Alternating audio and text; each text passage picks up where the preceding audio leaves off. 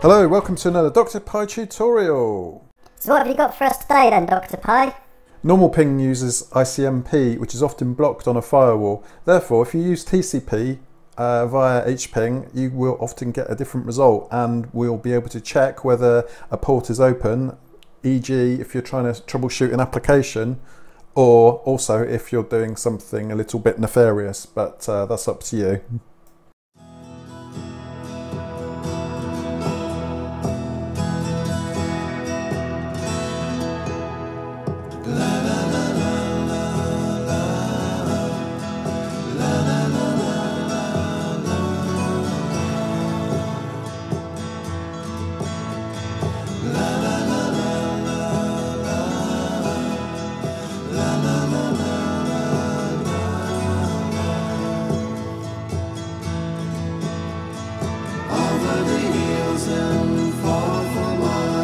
She's waiting for love to be realized.